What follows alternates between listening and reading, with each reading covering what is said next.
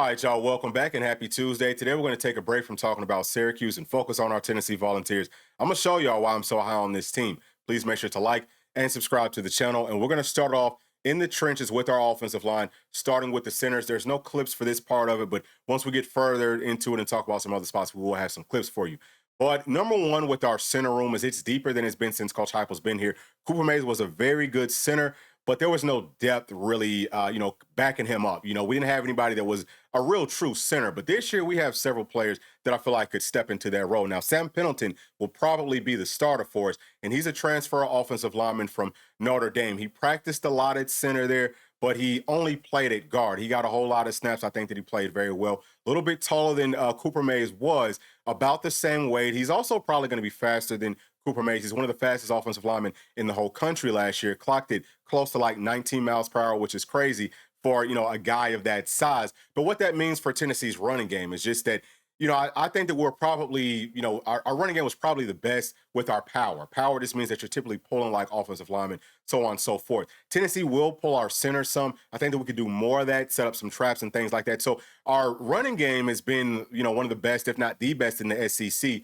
since Coach Heupel's been here. How can it take that step forward? It's really going to be based off this offensive line. So love that part of it. I think that he's going to do perfectly fine. But then you also have William Satterwhite, who can back him up. I love his game too. He's a feisty, scrappy guy. Coming up on Saturday, I think that he will get some reps. Sounds like we want to try to rotate maybe 6 to 7 offensive linemen over the course of this year. If we could find 8, then why not rotate 8? That's just going to keep them fresh once we get, like more towards the end and closer to like playoff time. But Max Anderson, he's going to be good. I think that Gus Hill's going to be good. Nick Moore, same thing. He's a freshman. But we have true center bodies this year. So that room to me, yes, we will be starting 4 new offensive linemen, but I think that the offensive line, like the whole unit, is going to be probably significantly better than what we've seen previously. So that's a very positive sign for Tennessee fans. Now, guards, Wendell Moore is going to be getting the start on the left side, listed at 6'2", 330. He transferred in from Arizona, where he was at like 340, 345, so he lost about 20-something pounds. Now, he was even faster than Sam Pendleton.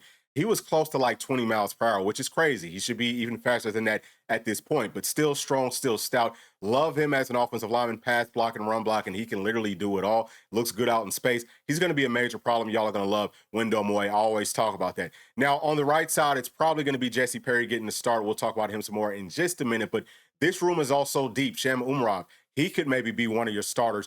Probably won't be, but he probably will be getting, pretty good chance to play. He's going to be getting plenty of burn. Like I said, we want to try to rotate guys, but he's stout. Look at his size. He can do it all too. Max Anderson talked about him also playing at center, but he could play at guard. Gage Ginther seen some good things. And then, with Cade Aguilar, he also, he's shown me some good things as a freshman. I don't think the Tennessee's going to need for him to play, but he will probably be ready if we call his number. Now at tackle, okay, this is where Jesse Perry is. We're just going to start right there. Like I said, probably going to be getting the start at right guard, but he can also be like a backup swing tackle. He can play like backup center. So just really versatile, really deep with our offensive line. He only a 3-star coming out of high school, but super underrated. We just didn't get to see him do much like pass pro coming out of high school, which is probably why he's only a 3-star, but he's gained the weight. I think he gained maybe like 30 or 40 pounds or something since he came up on campus. Looks like a grown-ass man. And, looks like a real true NFL offensive lineman. He's going to have a huge season.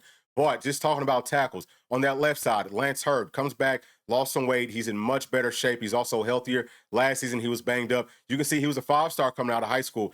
He was at one point, if not throughout the entire cycle, for I think 2024, or maybe it was 2023. Either way, he was the #1 rated offensive lineman in his class. That's how talented of a player he is. Kind of a shell of himself last year. Expect him to take a huge step forward and turn himself into probably like a top 10 draft pick. Okay, that's on the left side. Then on the right side, we have David Sanders, kind of like the same situation with his like ratings and things like that. At one point, he was the #1 rated offensive lineman in his class in 2025.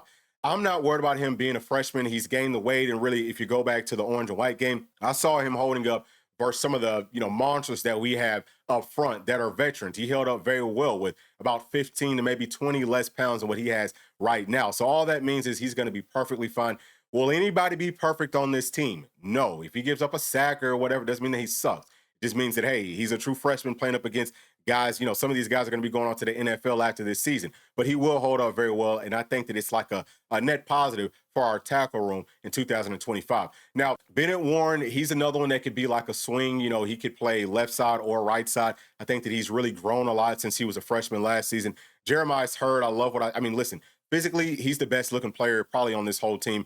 6'8", 333 pounds, and carries it like you could not even believe. And he can move, and he's mean, and he's a dog. And I mean, look, if it wasn't for him playing like both sides, if the analysts knew, hey, this guy's going to be playing offensive line, he would have been, at least a 4-star, if not a 5-star. That's the type of talent that he has. And then we also have Brian Grant, who is just a veteran who can also get some things done. Now, with all those things being said, man, let's move on to Tennessee's running backs, and let's talk about how talented this room is as well. Now, these are just the guys that are coming back from last year, okay? So Bishop and Peyton Lewis. You're seeing these guys doing some outside zone, inside zone, power, counter, all of that type of stuff. They can definitely get it done. Just a few clips for y'all, right? And I feel very confident with these guys running behind what I've talked about is probably going to be an even better offensive line in 2025. The holes will be there. Our system kind of like generates some pretty easy running lanes for these guys because we get a whole lot of lighter boxes. But you're seeing there, the box is not necessarily light. We can go to the outside, and guys like Bishop does a great job there. But they will all run hard. They all will finish runs, and they're going to make you pay. I think especially with guys like Peyton Lewis, who's about 6'1", 220 pounds. He's a true track guy. He is one of the fastest guys on this team, but he might be the fastest guy on this team. So it's a problem once they get isolated with the secondary players. They don't want to see them in a one-on-one situation, not by any means, because they'll go straight through you and they'll also make you miss. I think that we'll also probably try to add some more throwing the football to him coming out of the backfield this year, not making him having to, like stay inside of the pocket and block as much.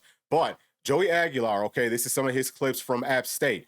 We know that there's some question marks about the interceptions. He is a gunslinger, okay? He will throw the football into coverage. Our wide receivers will have to be tough. They're going to have to make those tough catches for him.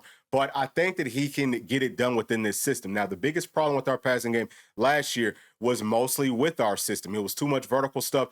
Defenses had figured out how to slow down what Tennessee does. We are adding some wrinkles.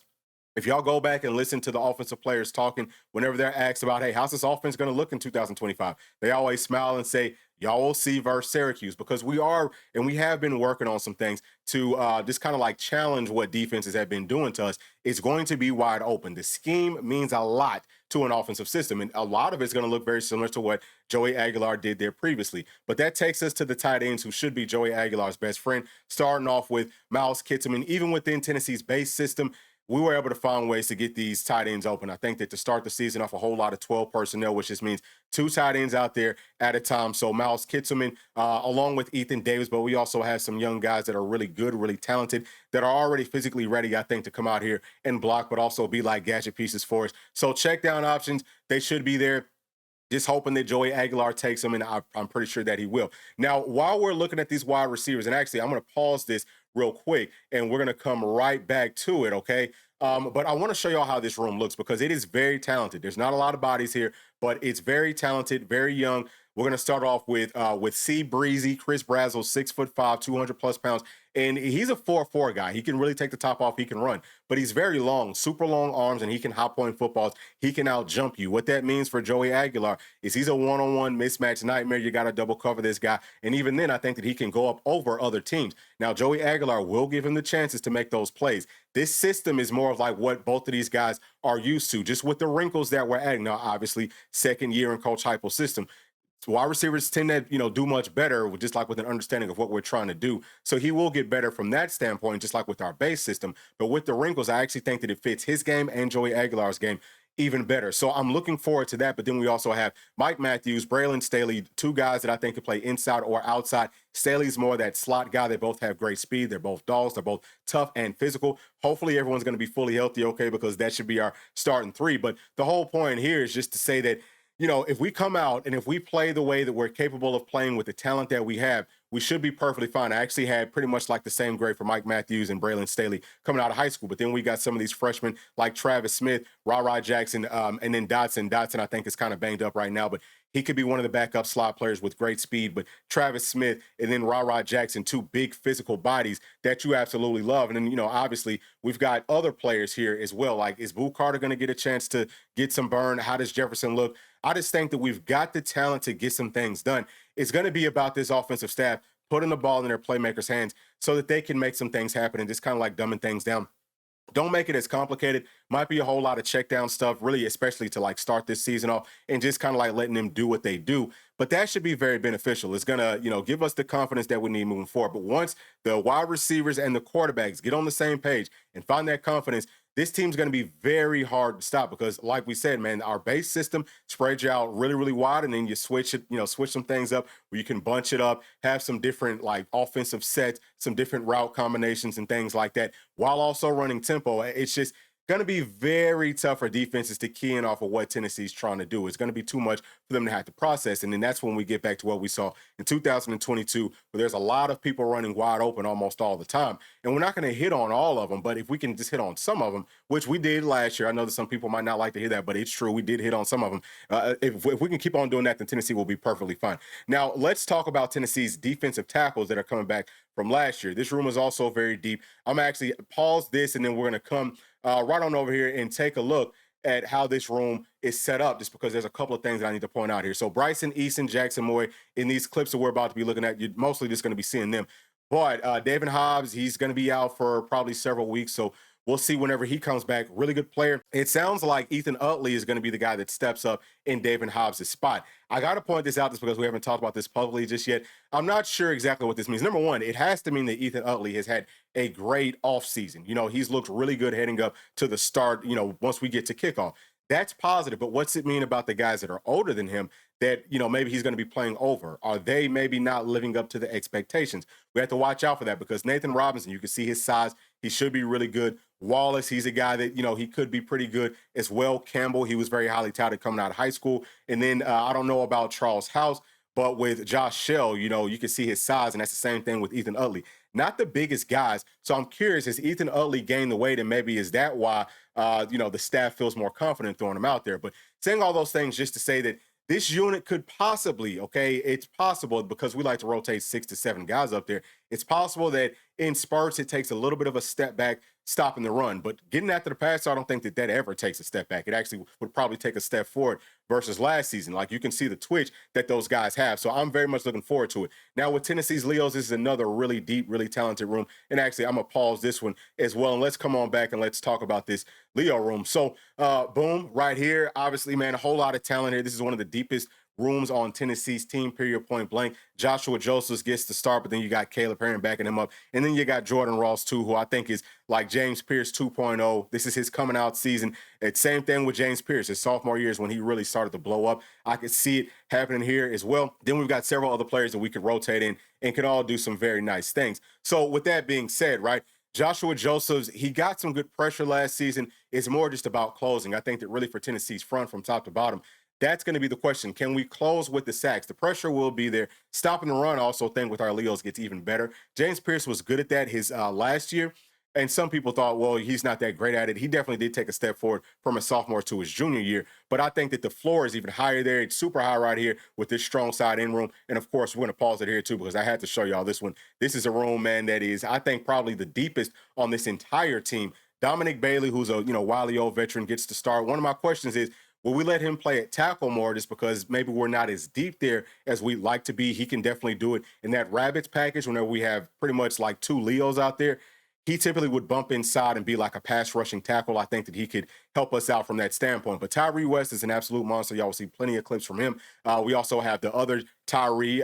He's really good. He came off of the hip surgery like a couple of years ago last season. I think he was maybe like a little bit slower than what he wanted to be, but he's definitely going to be better. Marion Dye is a freaking problem, okay? Like, if y'all don't know about Marion Dye, you will know about him, I promise you, once we get, further into the season. He will make plays. He's a first-round draft pick, no questions asked. But then we have Carson Gentle, who's looked good. And then, I think that Kellen Lindstrom, he could step up and also maybe play some Leo for us just based off of his size. But Jaden Lofton, I love what I've seen from him. We are just super deep up front, okay? Like filthy loaded. But, I don't expect for that room to take a step back by any means. That would probably take several steps forward. Expect more sacks coming from that strong side. And, yeah, they can get sacks, but they're more like, I would call them maybe more like run stoppers, but there's so much twitch inside of that room that I just think it's going to be, our pass rush is going to be phenomenal, y'all. Phenomenal. And we all know that things kind of like start off there. Yeah, you got to stop the run. We will stop the run. Not too much worried about that. But you know, if the pass rush takes another step forward, just imagine the types of turnovers that this defense is going to be able to generate and keep our offense moving. Now, talking about linebackers, okay, we'll pause it here. We'll take a quick look at these guys as well. This is another very talented room, obviously, with guys like Arion Carter and Jeremiah Thielander coming back, two studs, two veterans. They both got to play as freshmen, y'all. This linebacker room, you know, for Coach Banks, it's been a spot that a lot of people said, man, we've got to upgrade the talent there. We need players who can play better out in space. Okay, you've got Jeremiah Thielander playing at Mike, who I talked about him, right, showing a whole lot of really good speed coming out of high school. I think that Mike is prototype for him.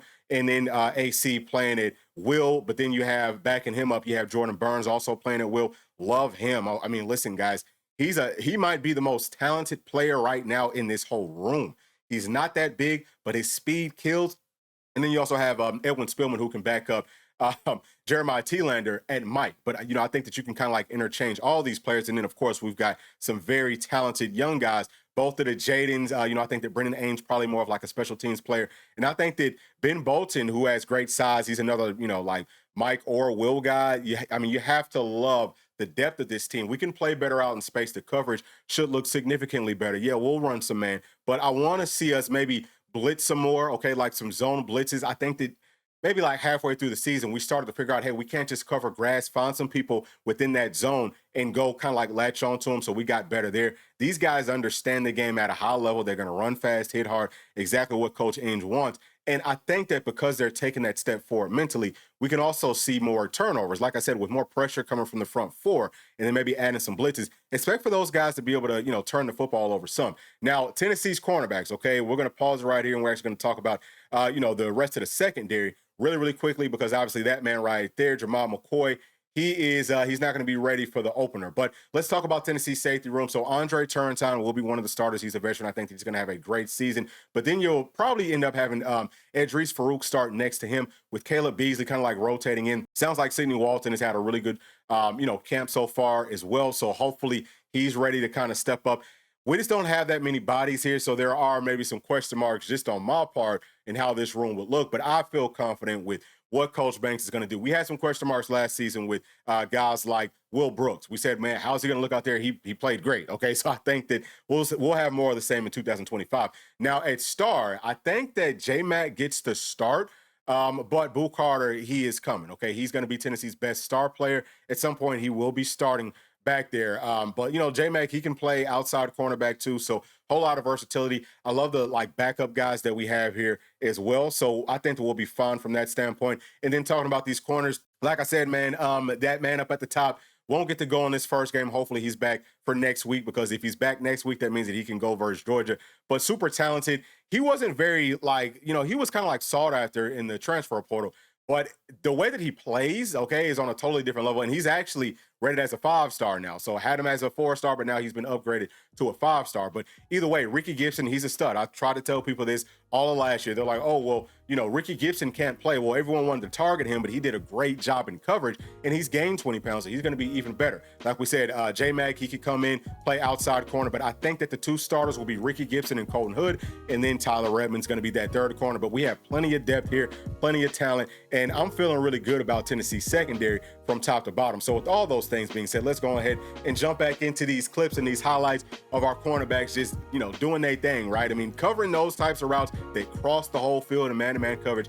Whenever you can lock down man-to-man on the outside, which Tennessee can most definitely do with no questions, it opens up what you can do as far as the blitzes. I mean, you can really just open up the entire defensive scheme and flow. And I think that, man, Tennessee's defense will take a huge step forward just from that standpoint, because last season, whenever Keenan Pili was, you know, still healthy, you know, still starting, I mean, our defense did a lot of beautiful things. It still did some great things kind of like down the home stretch, but we had to dumb it down some just based off of the linebackers. And, you know, now we're getting back to the run back, so this is just going to cycle. But, yeah, I think that having those vets playing at linebacker, having the cornerbacks and the star players that can man up, and even the safeties that can man up on the outside, we can really mix some things up. So this defense should be a problem. There's a whole lot of speed, a whole lot of guys that can play out in space, and we already know that we play bully ball, man, offense, defense, special teams. So that's why I'm so high on this team. I would love to hear y'all's thoughts down in the comment section, and please make sure to like and subscribe to the channel, and we'll be talking to y'all tomorrow. Thanks, peace. Thanks for watching, and please make sure to like and subscribe to the channel, because that keeps us growing inside of the YouTube algorithm. And if you did like this video, here's another one that you might also enjoy. Thank you. We'll see you on the next one. Peace.